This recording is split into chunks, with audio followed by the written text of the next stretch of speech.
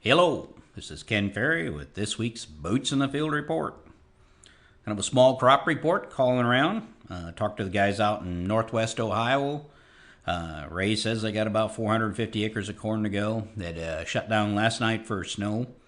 They're hoping the Saturday warm-up will, with rain, will knock the snow out, and then as it freezes up, they'll go back in, and maybe in 3 days or so they can have it finished. Corn yields, he said, are swinging pretty wild from 150 to over 200 bushel per field, depending on location and planting date. He said between them and Cincinnati, Ohio, there's actually quite a bit of beans and corn left over there to come out. North Central Iowa, talking with Joe and his crew up there, they're grinding away, trying to get to the finish between the mud and the snow and the slick ground. They too are seeing some wild swings in corn yields in the neighborhood from 120 to 250. Said they're seeing some very good responses to fungicide treatments in the corn, even in fields that didn't hit the threshold treatments. They weren't in that quarter threshold that we often talk about. We know that spraying a clean field, it's pretty easy to pick up 5 bushel, but that doesn't always pay the bill. Spraying does extend the stay green and standability, and basically it gives you a longer fill period if you need it. In this case, in north central Iowa, finding 2 days of sunshine in a row as they're in the fill period was kind of a challenge. So this probably will help most hybrids. On our Class D hybrids, this would be especially true. So those hybrids that gain a lot of their yield from depth of kernel. And remember, depth of kernel comes the last 30 days of fill. Joe said he's seeing a lot of that in his area where the Class D hybrids are responding 20 and 30 bushel, way above the 5 bushel response that would typically be warranted with the amount of disease pressure and stuff. And he said this is especially true in the fields that they sprayed later into brown silt. We're seeing similar stuff here as we go through yield maps in the plots. This is something that we'll be looking at pretty hard going forward, especially with now the decreased in fungicide cost in the past year or so. It may start to become a standard. We're going to plan to just spray our Group D hybrids at that brown silk period. Over in northeast Iowa, I helped my brother-in-law with corn harvest through Thanksgiving. And very similar to north central Iowa, they're fighting conditions from slippery and slimy on top to frozen to mud, everything in between. Not much field work done, not much anhydrous put on. My nephew Jared thought he was driving a Jesus tractor, one of those that could walk on water. He found out different, but nothing 2 tractors hooked together couldn't pull out and get back at it. The guys in Cedar Falls are finished with the harvest, but 2 struggling to get any fall nitrogen or tillage done. Here in Illinois, it's surprising how many fields are left, how many soybean fields are left. Earlier, the elevators were not taking wet beans. I am getting reports in from different areas that now some of these elevators, as harvest is finished up, they are going back and taking these 19% beans, and they're going to have to dry them down.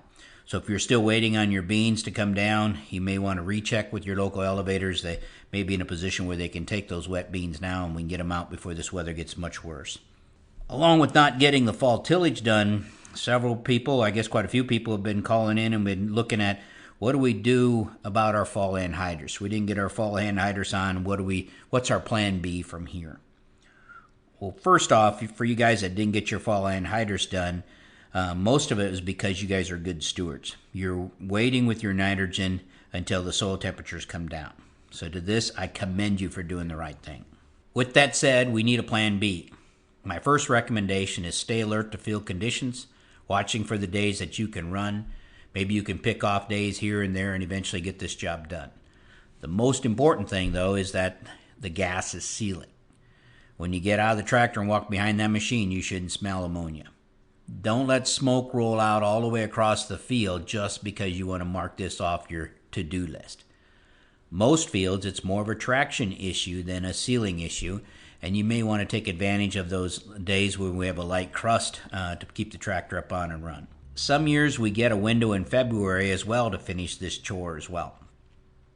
Moving it to spring does bring some challenges. We like to see anhydrous on 2 to 3 weeks before planting to prevent crop burn.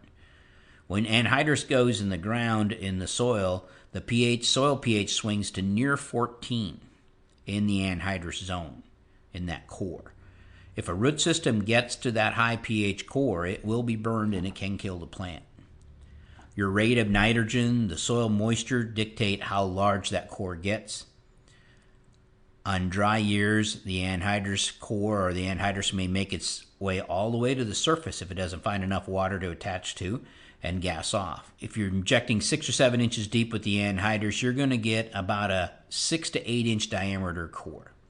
So what that means, 3 to 4 inches out from the knife tip either way, meaning that the top of that high pH core is going to be about 3 inches below the surface. Now, it would be shallower for some of the single coultered machines versus the knife. We need enough rain to tame that pH down before the root system gets to it. So 2 weeks ahead of planting is kind of a rule of thumb, hoping that by the time the seed germinates and gets 3 inches in depth, we've received the rain to calm that core down. 1.5 inches or so in that time frame. With that said, I've seen serious burn from February anhydrous in a dry spring. Good news with today's RTK steering is we can put anhydrous on the day of planting if we don't plant on top of it. So save your AB lines and move over 15 inches. You can plant whenever you want. There's also the possibility of moving this to a side dress pass. Now, I know some of you don't like side dressing, but believe me, you'll live through it. Many of your neighbors do. The big issue is with the guys that are strip tilling in the fall with anhydrous. I know many of you growers have went to leaving the anhydrous out and pulling the strip till bar when the ground is fit earlier in the harvest cycle. The drier conditions make a better strip. Remember, that strip is your seedbed. Mixing the two definitely is more efficient, but it does limit you to the conditions when the soil is cool enough for the anhydrous, dry enough to build a good strip. If you're mixing these two, you should always have a backup plan for years like this, because they're going to happen about 3 out of 7, 3 out of 8 probably.